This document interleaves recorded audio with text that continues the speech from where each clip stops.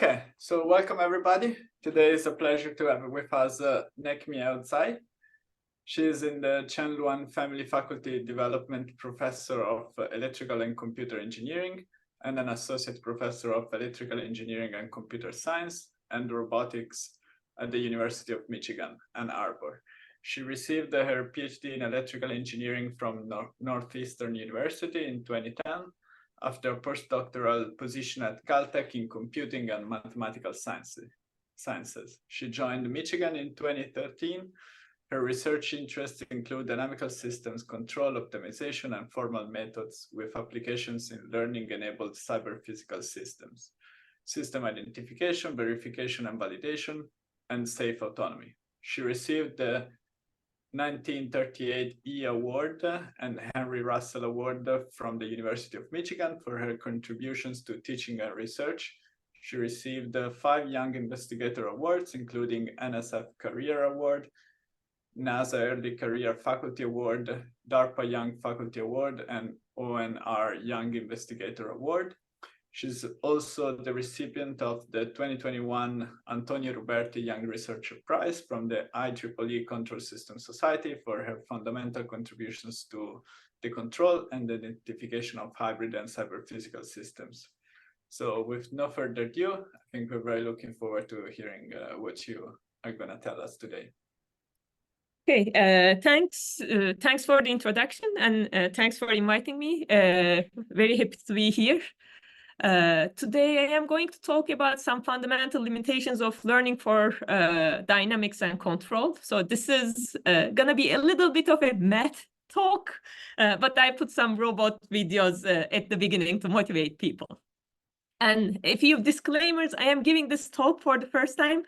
We put together the slides the last 2 days, so it might be a little rough. And since I put the slides at the last minute, I don't have too many references to the literature, so I apologize from everyone whose citations are missing, but I promise all the citations are in the paper, so you can go and read the papers if you are interested. Okay, let's get started. If I can. Okay. So here's a quick outline of my talk. So I will start talking a little bit about, at a high level, what the role learning plays in dynamics and control. Then I will divide the talk into 2 parts. And I will talk about 2 recent papers. So one of those papers is on fundamental limitations of learning immersions, or Koopman embeddings. And this is joint work with my PhD student, Zhixiang Liu, who recently defended, and Eduardo Zontak from Northeastern. So this is going to be an impossibility result about learning. And if we have time in the second part, I will talk about a hardness result on learning to stabilize linear systems. This is joint work with my current and former PhD students, Xiong Zhang, Zhixiang Liu, Jiu Du, and also in collaboration with Mario Schneier from Northeastern. And we have this like multi-university project with Northeastern and a few other folks from Penn, Johns Hopkins, and Berkeley. And both of these results came out of those collaborations. And I think Zhixiang is in the audience, so if you have any hard questions, you can ask him. So that's that. Okay, so here is our typical control loop and maybe our typical control problem. We typically have a plant in an operating environment that we are trying to control. We are trying to design this controller block. Something missing in this picture is sometimes we have a perception block over here that takes different types of measurements from the environment and converts them into something the controller can process. And we have some task or mission specification. And we are trying to make sure we design these controllers or learn these controllers in a way that when we close the loop, we satisfy this task or mission specification. And in this loop, there are many components that can be learned. So you can learn the plant model. So this is like model-based learning, if you will, or it's system identification if you are coming from a control background. You can learn the task specification. It's related to inverse optimal control or inverse reinforcement learning. Maybe you are trying to learn a reward or something. You can directly learn the controller. So this is usually go under the name of model-free learning. And if you have a perception module that processes, say, RGBD data, that's typically learned. And nowadays, it's just neural networks. And a high-level goal of my research is to ensure system-level safety and performance, or system-level guarantees on the specification of guarantees on the satisfaction of this specification when some of these pieces are learned. And there are many people working on these topics, and there are many interesting results out there. So I will highlight some of the things that we did, where we try to give some guarantees on the learned modules. For example, in one of our projects, we looked at learning complicated dynamics with neural networks. So this is kind of a rope or a chain of 10, 12 meshes. We can control this chain of 10, 12 meshes by holding its head and controlling the acceleration of the head. And our goal is to manipulate this rope in a way that we are avoiding the red regions, and in the end, we are steering this rope so that its tail comes into this goal region. And we have developed some algorithms where you poke the rope a little bit, learn a neural network model for that rope's dynamics. You do some uncertainty quantification on that learned model. And you, together with the model, learn a validity domain for that model that's roughly close to your data where your learning happens. And you can easily integrate these things into smart planners. So you can do extensions of RRT where you have this additional check where you are checking for model validity. And with that, by learning, we can just steer this rope in a way to satisfy the specifications. Here is another example where we are learning a perception module. So this is a standard vehicle model that we have. We know the nominal dynamics, but we don't have exact measurements of the state. Instead, we have this RGBD images coming from an environment. And we have this obstacle environment with obstacles with different colors. The vehicle starts somewhere. It's just seeing these images, very low resolution images of the environment. And the thing that we learn here is that something that maps these images into a position estimate. So we learn it as a neural network. Again, we do some uncertainty quantification on that neural network. Then we can design provably correct, probably provably correct with high probability estimators and controllers so that we can do planning with these learned models. So again, this is one example where we are learning a perception module and we give system level guarantees. Here is something similar. Again, we are learning a mapping from these 3D images to positions. And the problem we are trying to solve here is that you have this arm with a gripper. The arm grasps a ducky, rubber ducky. And the thing that you are trying to learn is that the orientation of this rubber duck with respect to your end effector.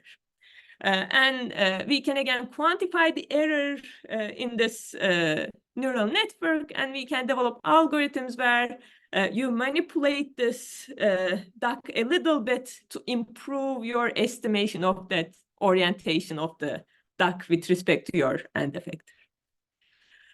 Here is another example where now we are trying to learn the specification.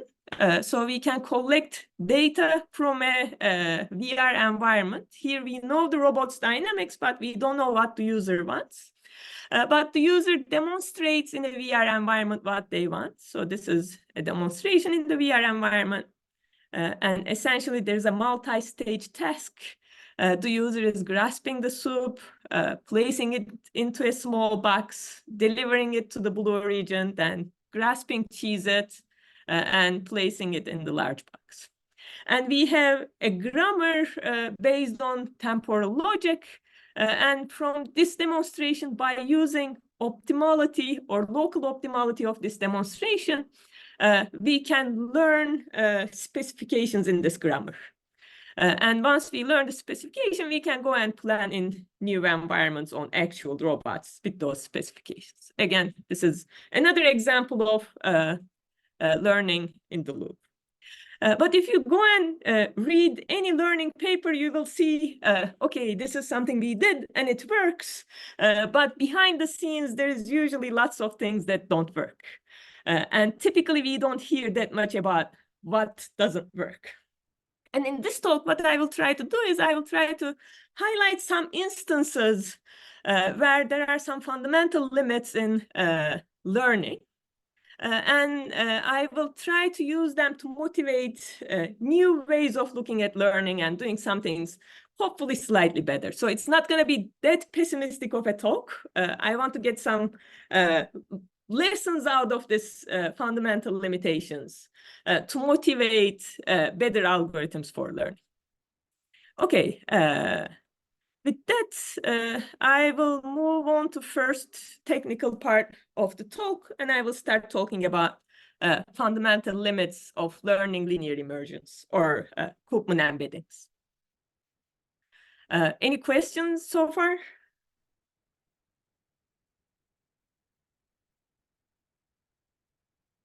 Okay. And feel free to interrupt if you have any questions.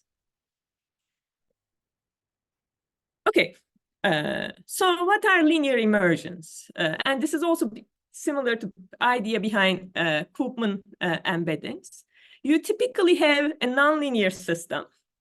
And nonlinear systems are usually hard to control or hard to do estimation on. You try to find the function psi and lift this system to a new space. And let's say the state in this new space is z, such that the derivative of z follows a linear equation. So you get a linear dynamics in the z space. And if you can do that, there are several advantages here. Now you can use your linear control techniques to control this z system. If this was a control problem, now I am doing just dynamics. And maybe say something about the nonlinear system. Or if you don't have control, maybe you can do predictions about your nonlinear system using these linear dynamics. And if you know this psi, and if you want to learn the dynamics, your learning problem is a linear system identification in the z space. So this has advantages in terms of learning as well. So in general, you don't know psi. And in practice, you try to learn this psi together with this A matrix. And typically what you do is you represent this psi as a neural network, and you try to learn the network dynamics or network weights together with this A matrix from data from your nonlinear system. And the question that I want to ask is, does such a psi exist for arbitrary nonlinear systems? Is this a good question? Maybe not a good question, because you can say, sure, such a psi always exists. Take psi of x to be some constant for all x. So psi is a constant function. And take your a to be 0 in whatever dimension you want. Then this thing satisfies everything that I said over here. So this gives me a lifting that has linear dynamics, but that has almost nothing to do or says nothing about my nonlinear system. So what is wrong with this lifting? Or what is wrong with this psi?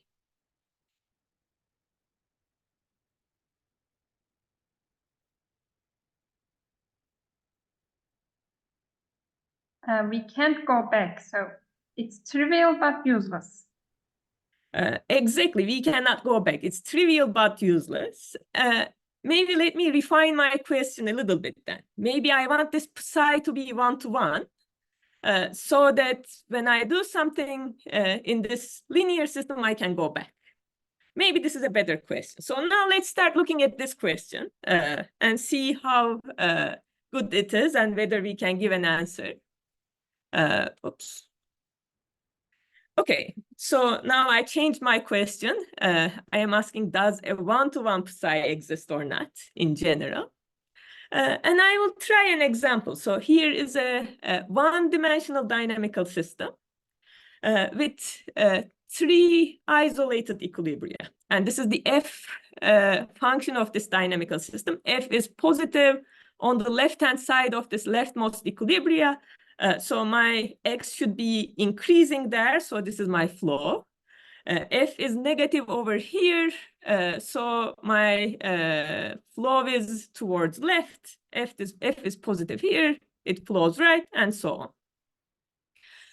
So this is maybe hard to lift to a linear system. The reason is that we know linear systems don't have isolated equilibria. They either have a single trivial isolated equilibria, or they have continuum of equilibria that are subspaces. So the question is, can I really lift something like this? And it turns out that maybe you can do that. So let's think about how we can do that. Assume I have a psi such that it takes this real line and lifts it to something that looks like this, a curve that looks like this. And my A matrix of my linear dynamics is rank deficient, so that I have a subspace of equilibria for my lifted system. And if that subspace happens to intersect with this lifting manifold in 3 different places, maybe this will do the job.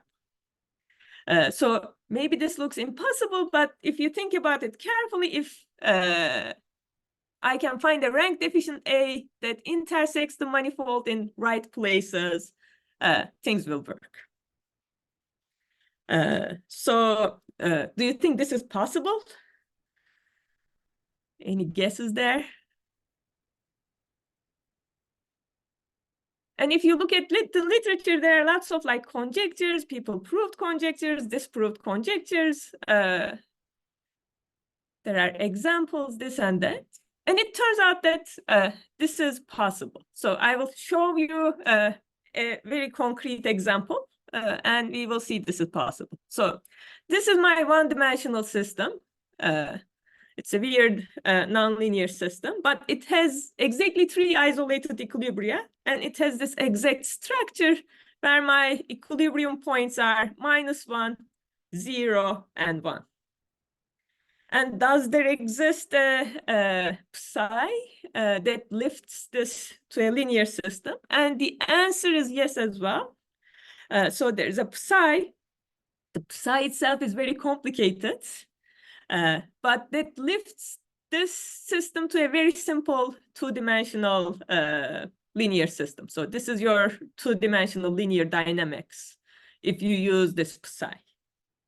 And this is also one-to-one, so it satisfies everything that we want.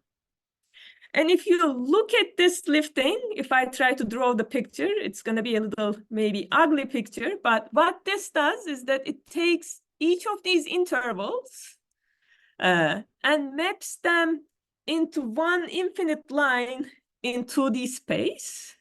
And it will take this individual equilibria and it will map it onto the space of equilibria of my linear system. So these 3 little dots here, those are where my equilibrium points are mapped.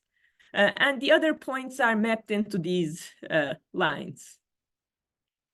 And one thing to observe here is this is a discontinuous map. This is not a continuous map. And the observation we have here is that it is possible to find a lifting for a nonlinear system with multiple isolated equilibria into a linear system using a discontinuous but one-to-one map. So this is in a sense good news. Maybe we can find this liftings. But when it comes to learning, this is not that much of a good news. Why? Because if you are learning Psi using a neural network, the most popular activation functions we use these days on neural networks are ReLUs and sigmoids and this and that. They are all continuous. So the function that you will learn, the Psi that you will learn with a neural network that you will try to fit, it's going to be a continuous function. So now I will change my question and I will ask, if I am really doing learning, does a one-to-one continuous Psi exist? And to do that, I will start defining some things a bit more formally. But let me pause here a little bit to see if there are any questions.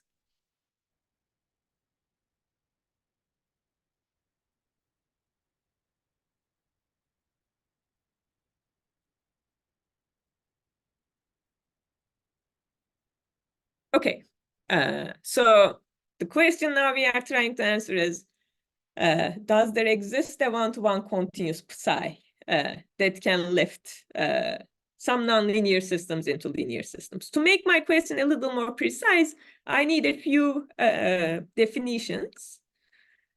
So first, I want to generalize this idea of equilibrium points, because we talk about equilibrium points for linear systems, but nonlinear dynamics exhibit different sorts of behaviors. Some linear dynamics exhibit them as well. And I will generalize equilibrium points with omega limit sets. So these could be equilibrium points, limit cycles, and so on. Given an initial state in the domain of my nonlinear system, the omega limit set corresponding to this initial state is the set of states where there exists a sequence such that the flow of this function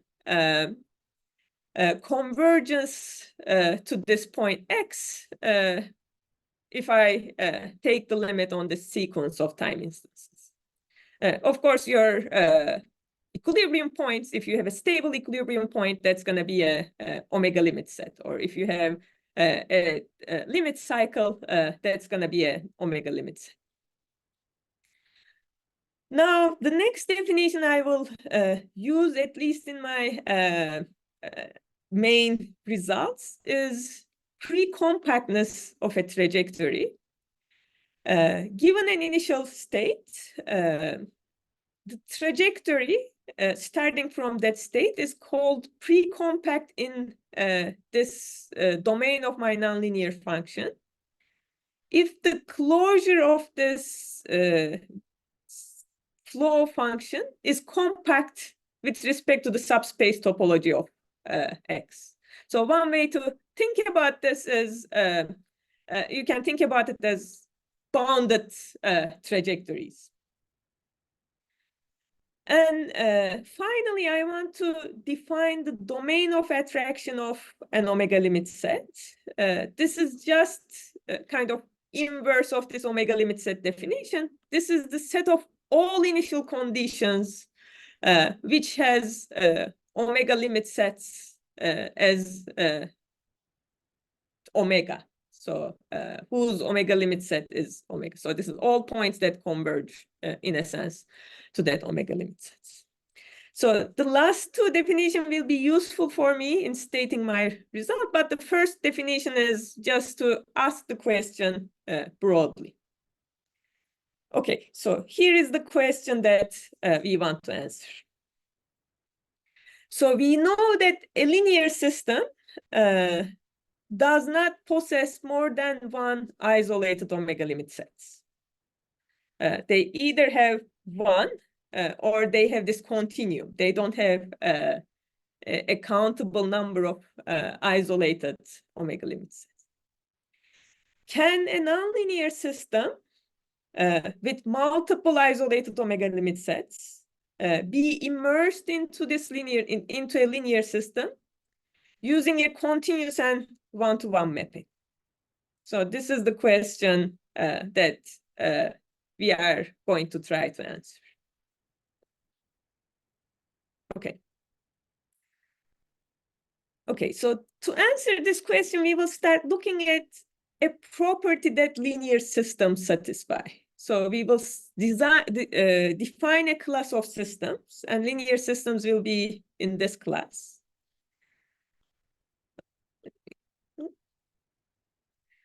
So we will define this systems with closed basins. A system on some domain X has closed basins if the domain of attraction of all of its omega limit sets is a closed set. So we define omega limit sets, we define domain of attraction of omega limit sets. You take your system, you find what domain of attraction of its omega limit sets are. And if all of them are closed, we call these systems with closed basins. And it turns out that every linear system, when you take X to be Rn, has closed basins. So here are some examples. Here is a stable A matrix where the only omega limit set is this equilibrium over here. Its domain of attraction is Rn itself, or R2 itself, and R2 is a closed set. So this is a system with closed basins. If I look at this system, this is an unstable equilibrium point. Its domain of attraction is just itself. It doesn't attract anything. And this point is closed. Therefore, this is another system with closed basins. Here is another set where I have one stable, one unstable equilibrium point, where I am converging to this equilibria on the x-axis and diverging on the y-axis. And the domain of attraction of this equilibrium point is the entire x-axis here. And again, it's a closed set. So, and in general, all linear systems have closed basins. So these are some specific examples. And here is maybe the main result. So if we assume this domain that we are defining our nonlinear system on is connected and forward invariant, and this x.fx, our nonlinear system, can be immersed in a system with closed basins by a one-to-one and continuous mapping to psi. And all the trajectories of this system in X are pre-compact in X. And let omega be the set of all omega limit sets of X. And let this number of omega limit sets, or cardinality of this set W, is finite or countable. Then W has to have exactly one element. So you cannot satisfy these three conditions and have more than one omega limits. So this is a bit mathematical. Let me try to write this more in words, or an implication of this in words. If your psi is continuous and one-to-one, if the trajectories of this function is, or this system is pre-compact, and if F has countable but more than one omega limit sets in X, then F cannot be immersed in a linear system. So this is kind of the main result. And these three conditions that I write here, these are sufficient conditions for non-existence of linear immersions, but they are almost necessary as well. And here is why they are almost necessary. We have seen that if, for example, discontinuity assumption does not hold, there is an example of a linear system with multiple equilibria that you can lift to a linear system just by using a discontinuous psi. There is a small extension here. My original result was saying pre-compact, but you can allow backward pre-compact trajectories as well. And backward pre-compact just means either this trajectory is bounded, or if you reverse the time and go in the other direction in time, that trajectory is bounded so that you can handle both stable and unstable systems. Again, this pre-compactness or backward pre-compactness is also necessary. There are examples in the literature where you have a system that has some trajectories that are neither pre-compact nor backward pre-compact, and they have countably many omega limit sets, and they can be lifted to a linear system with a one-to-one continuous linear immersion. And again, the last thing is also necessary in the sense that if F has uncountably many omega limit sets, there exist examples with continuous one-to-one linear immersions. If you want a trivial example of this, take a linear system with a continuum of non-trivial subspace of equilibria, take your linear immersion to be identity. And this is an example for the last case. Okay, so this is the math part of it. So if you're a practitioner, this is the slide that you need to remember. What does this tell me if I am a practitioner, neural network, learn Koopman operator type person? These are the things that you should remember. So if you are using a neural network with continuous activation functions, and if this neural network perfectly lifts your linear system, it perfectly lifts your nonlinear system into a linear system, meaning when you do the fitting in the linear system domain to your data, you get 0 error. Then what happens is that this neural network should be collapsing all the omega limit sets on top of each other. Meaning the neural network cannot be inverted to predict X. So the neural network will learn something that's not one-to-one. You can say, okay, maybe I can do a trick and do something slightly different. And maybe instead of trying to learn psi entirely with a neural network, you say, I will define psi in a smart way, so it will have a component X and another component phi, and I will just learn phi.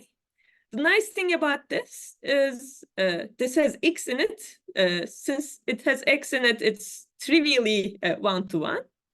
And sometimes systems that can be lifted with these type of embedding functions are called superlinearizable systems.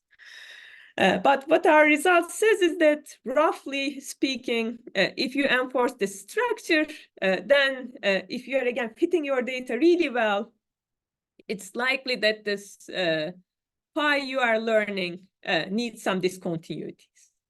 Of course, you are learning with continuous activation functions. They cannot be discontinuous. But what this will lead to is you will have very high Lipschitz constants in your neural network. And we know that if your neural network has high Lipschitz constants, it's not very robust. So small perturbations in the input will lead to large perturbations at the output. Okay, let me stop here again briefly to see if this all makes sense. So if you're, again, a practitioner, you should remember this and be careful about how you learn these things.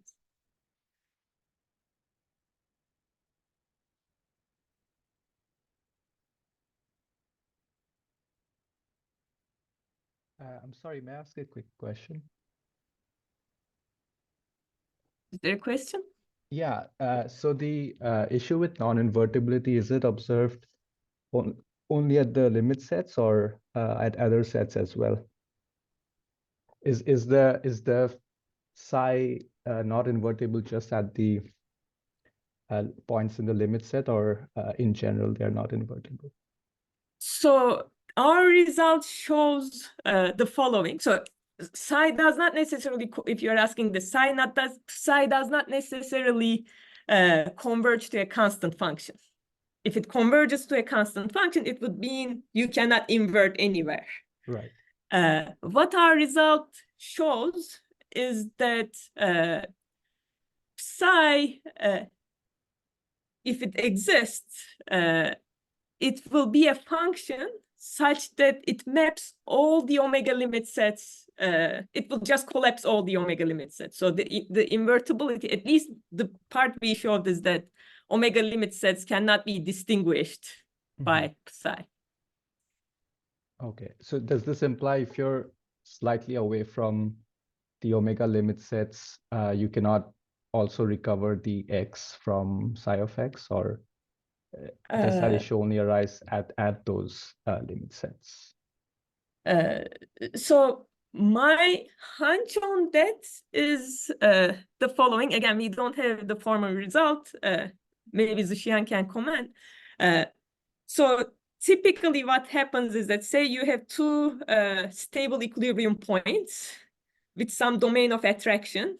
It will just collapse these domain of attractions on top of each other, such that you cannot differentiate these different domains of attractions, including the omega limit sets. I think you can argue about this by continuity of the trajectories, but we don't have the result. Okay. Thank you. Sure. Okay. So again, let's look at some examples to get more intuition about this result. Here is a one-dimensional system.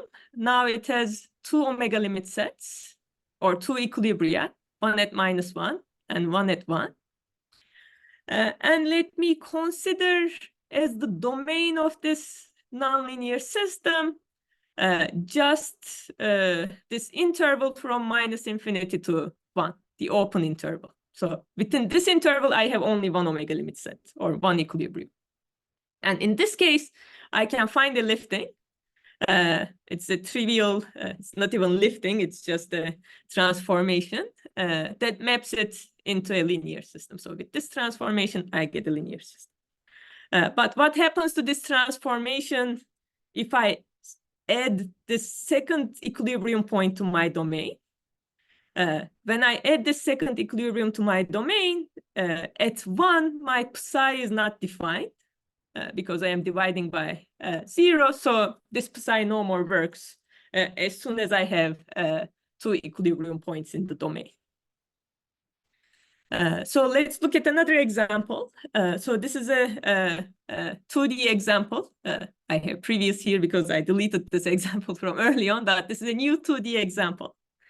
And this 2D example has two omega limit sets. One is this equilibrium point at the origin, and the other one is this limit cycle. It's a stable limit cycle if you start anywhere inside the unit cycle, except for the origin, you converge to this limit cycle from inside. If you start outside, you converge to the limit cycle from outside. Again, two isolated omega limit sets. And one interesting thing here is this is topologically different than linear systems because it has this isolated limit cycle. And linear systems, they can have limit cycles, but they won't be isolated. So you will have this continuum of limit cycles if you have a simple harmonic oscillator. So let's look at this system, but let's take the domain by taking out the origin so that I have one isolated limit set, the limit cycle. But this one isolated limit set is topologically different than what a linear system could have. Nevertheless, you can define a lifting to a three-dimensional system where you get linear dynamics. So if I don't have this origin, this isolated limit cycle can be lifted to a linear system that doesn't have isolated limit cycles, but that mimics the behavior of this system. Again, what's wrong with this psi? This is one-to-one and continuous and everything. It satisfies all our conditions as long as the domain that I define it on contains one omega limit set. But if I include this origin to my domain, then again, this becomes undefined. So this, again, doesn't contradict to what I said earlier. Okay, so let's try to make this implication on learning a little bit more formal. So in learning, what you do, so you take a bunch of data, and we assume the way we collect data is we take an initial condition, we fix a sampling time, we simulate our system for the sampling time amount. Then we try to learn this lifting function psi and the A together. So we try to minimize, we try to fit this thing over here, subject to the fact that this XL and XL plus are coming from my nonlinear dynamics. So this is the flow of the nonlinear system. And you can use whatever parameterization for psi you like. And if you are using a neural network parameterization, then you get continuous functions here. Okay, so I will define the set of optima for this learning problem.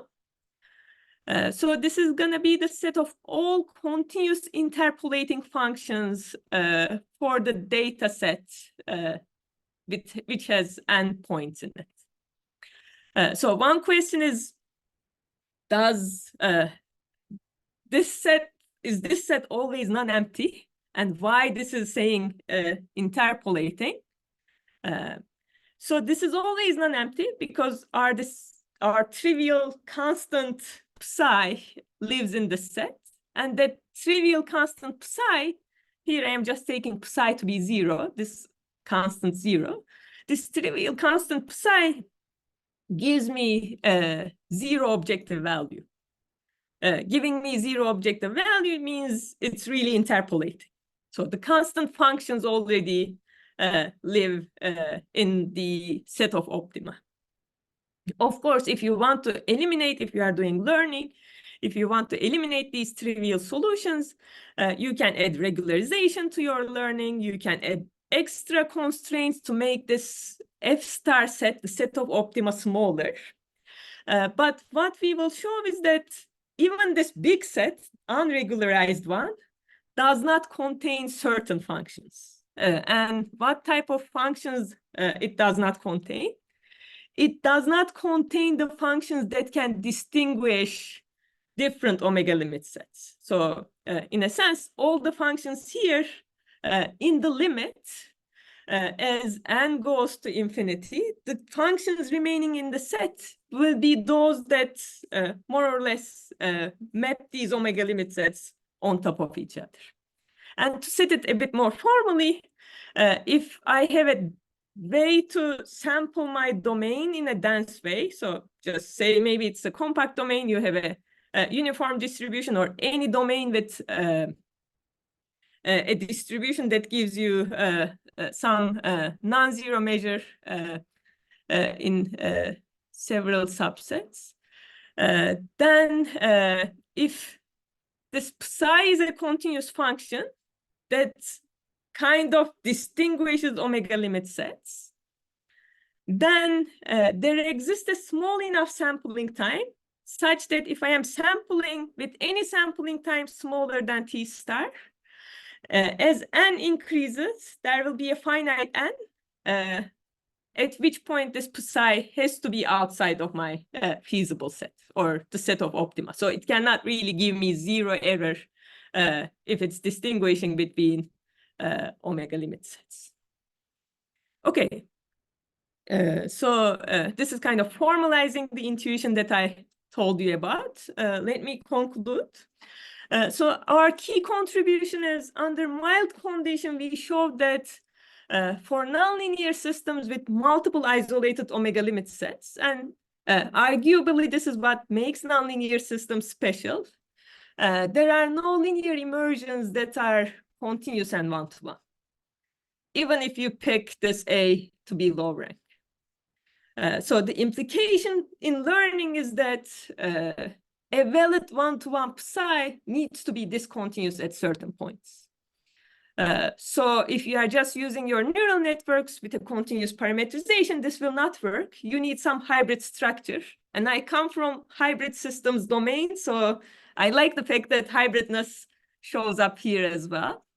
So you either need discontinuity on your psi, or you can learn local linear embeddings and get something piecewise, linear or piecewise affine as your lifting. So this motivated us to look into different implications of this in using Koopman type techniques in learning controllers. I won't have time to talk about them, but we have some recent results. For example, we have some results that show that you can learn local and approximate Koopman liftings in the controlled system setting, with which you can do safety constraint reachability. Here, the idea is you are learning, but you are learning locally, so you are not trying to enforce that you will find a single lifting that works everywhere. You can just learn locally, and you can do things like reachability. This is kind of interesting. The interesting part about like doing reachability with these liftings or any set-based reasoning with these liftings is that you should be a little careful, because you might have a nice set in your original space and nonlinear dynamics. When you lift, your nonlinear dynamics becomes linear, but maybe your nice set now becomes an ugly non-convex set. There are interesting ideas in this paper how you can deal with that non-convexity, and you can still get around with convex sets in the lifted space. So another thing that we did, again, motivated by these impossibility results, maybe we cannot do exact Koopman liftings, and our results are only talking about exact lifting. Maybe we will have approximate Koopman liftings. And you pick some psi, you learn some approximate Koopman lifting. I pick some other psi, I learn a different approximate Koopman lifting. Which one is better? So we start asking this question. And in a recent paper, we showed that you can define a pre-order relation between these different Koopman liftings, similar to simulation relations. And you can talk about, oh, this lifting function is better than this other lifting function, or this approximation is better than this approximation. Okay, so I will stop here again to see if there are any questions.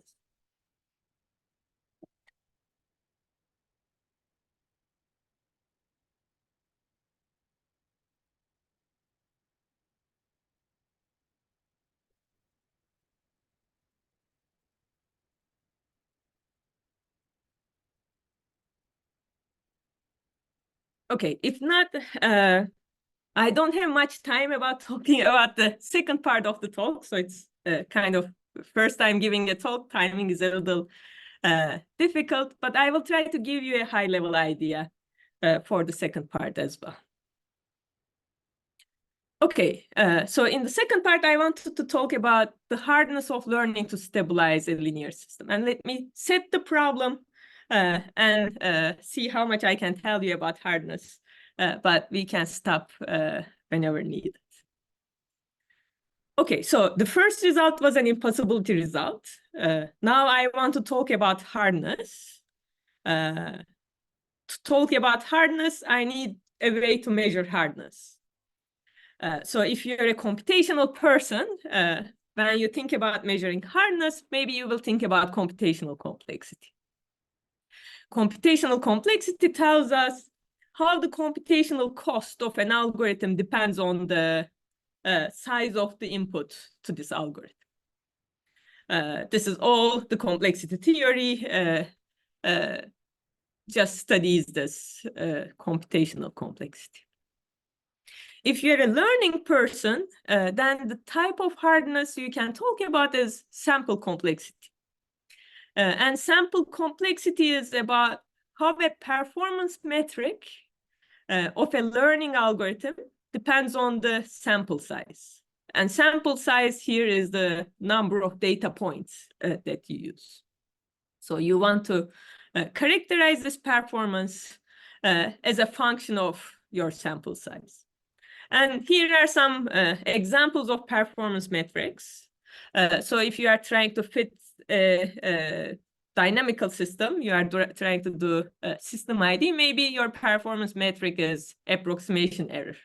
If you are trying to do control, maybe performance metric is cumulative cost or regret.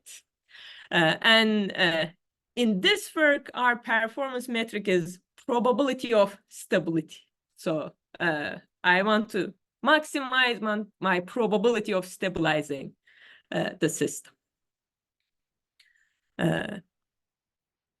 And the complexity of the problem is complexity of the best algorithm. So I want to find the performance metric, and I want to show that for this problem, the best algorithm has at least this much complexity. So this is kind of the goal. And here is the setup we have.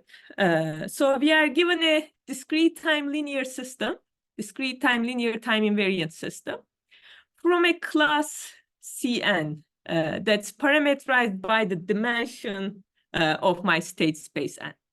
So this is your linear system where you have some noise and there's some noise variance.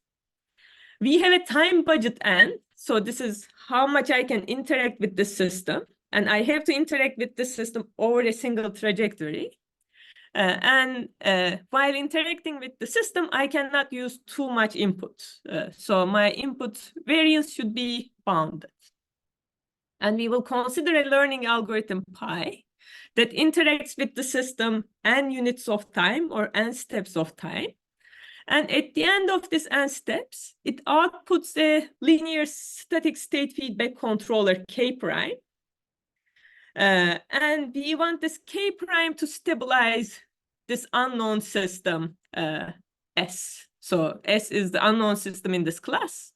This algorithm will interact with the system and it will output a K prime or K hat. And we want this K hat to stabilize the system. And I want to establish a result where you can use your favorite algorithm. And this result will tell you, even if you use your favorite algorithm or best possible algorithm, things will be hard. So some algorithms, you can excite the system for n steps, just arbitrarily using maybe random inputs and do direct data-driven control. You can do online or active learning. So you pick your inputs in a smart way based on how you interact with the system. And you design smart inputs for the system. And you can decide on K that way. So this algorithm can be a feedback active learning algorithm as well. So you can do certainty equivalent control or whatever you like. And as I said, my performance metric will be this K hat stabilizing my unknown system. Since there's lots of stochasticity here, we can talk about the probability of A plus B K hat being stable. This is our performance metric. And we want the worst case stabilization probability in this class Cn. So we want the infimum of this probability of stabilization.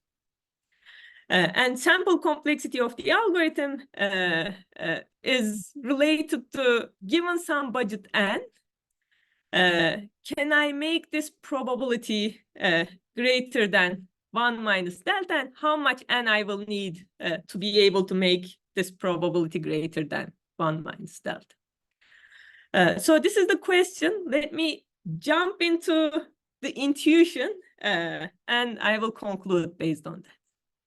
So to do this, how you show hardness, you find a class such that this probability is high only if n is exponential in the system dimension.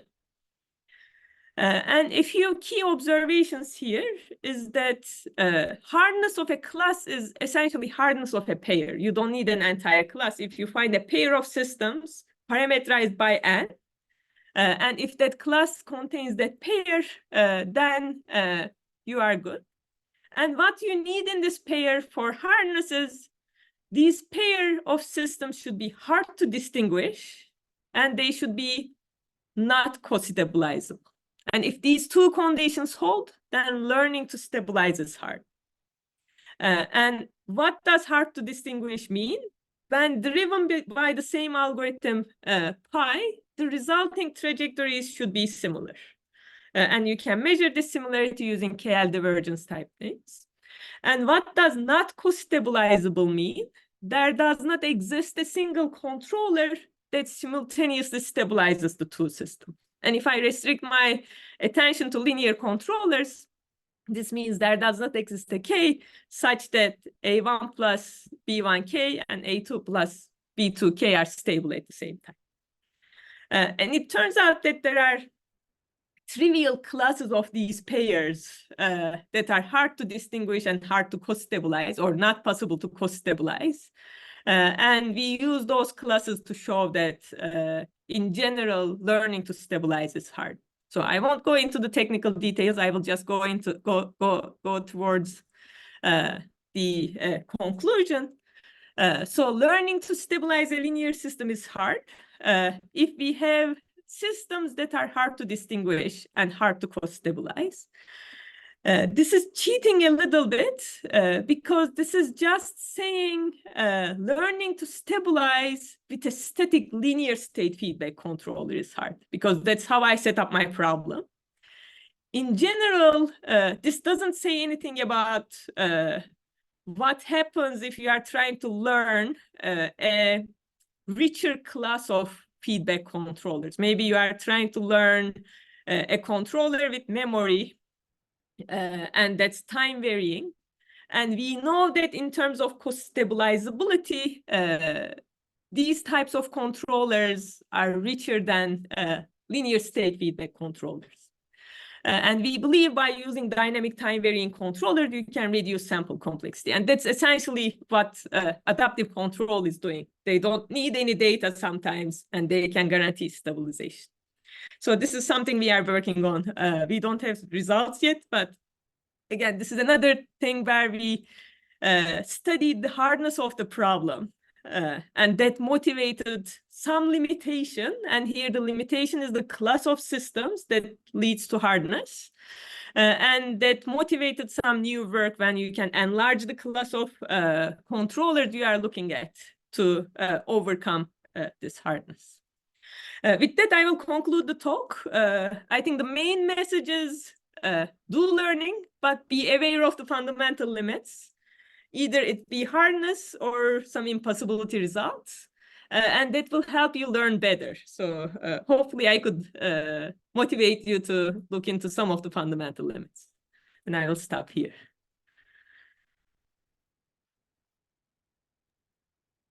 Thank you very much for the great talk. I think if someone has any question, they can simply unmute themselves or write in the chat.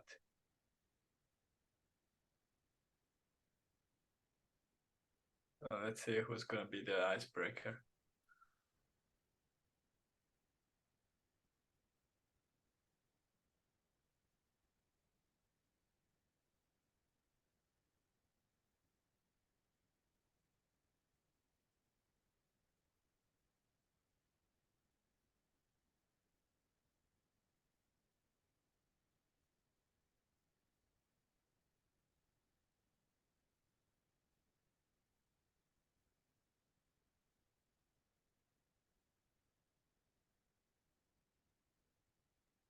I'd like to ask a question, but I'm sort of new to the topic, so apologizing in advance if this is a silly question. When you said in one of your slides, when you're embedding your system to a linear form, you're talking about exact embeddings, but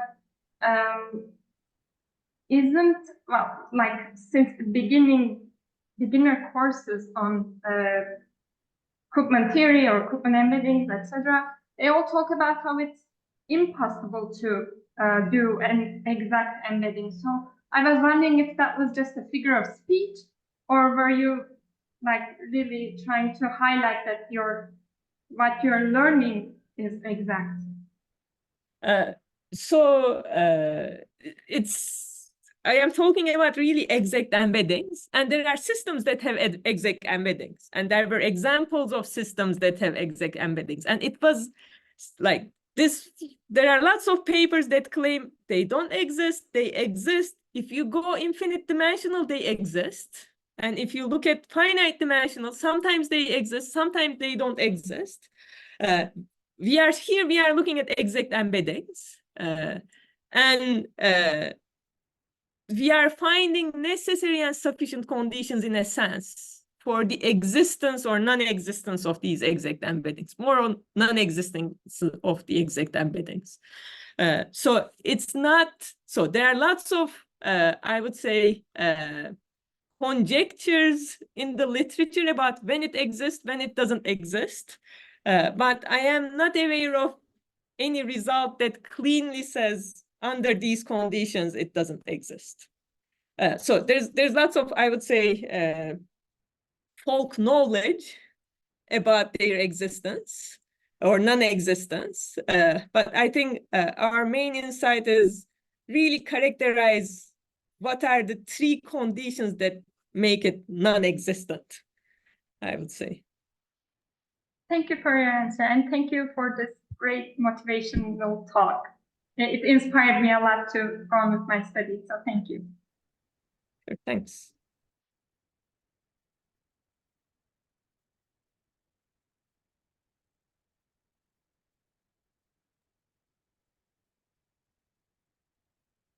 So I think there's a question in the chat from Mohammed who's asking, in the probabilistic bound on stabilizability of the feedback system, is there a reason for the range of data being 0 to 0.5? So let me try. I changed that yesterday because I think there was a reason for that. So you can make it 0 to 1. I think in one part you might need 0.5, but like I was thinking maybe you want the chance of stabilizability to be less than 50%. But I don't exactly remember because like I was looking at my slides. In some parts I had 1, in some parts I have 0.5. Then I was like, okay, let me make them consistent, and I made everything 0.5. But I believe there's one part that requires in the proof 0.5. But there are other parts in the proof that would work with 1 as well. So you just want to have some reasonable probability, and it depends how you define that reasonableness, but good observation.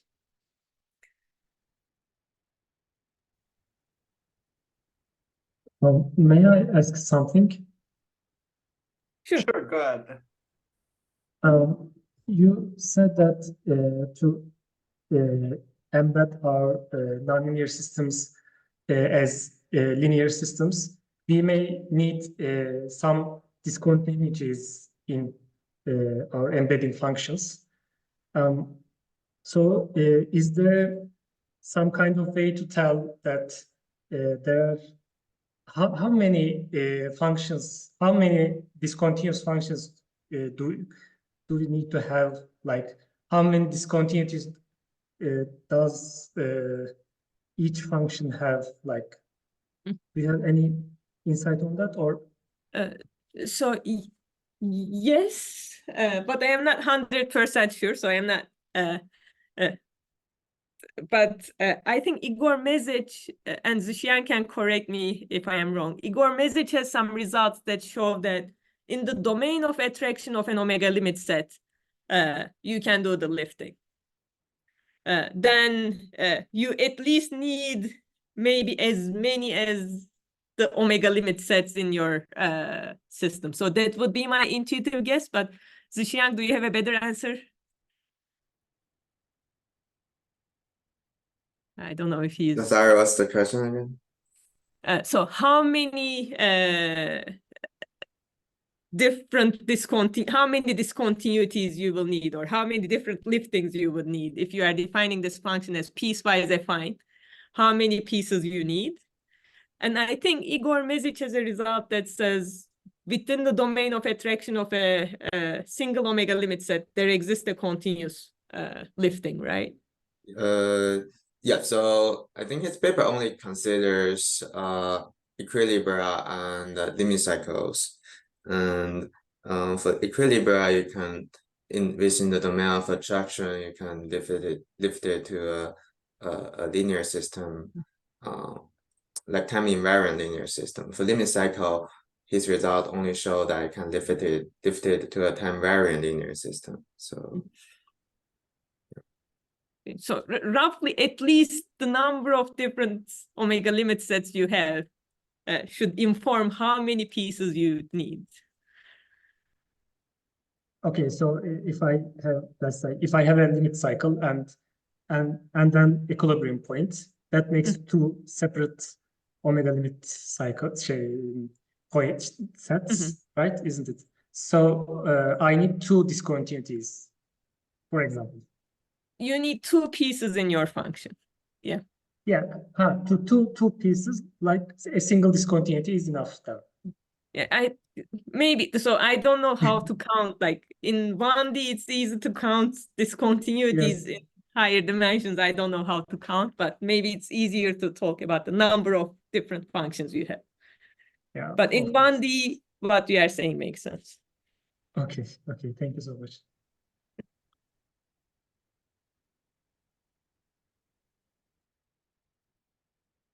Okay, last call for any last minute question.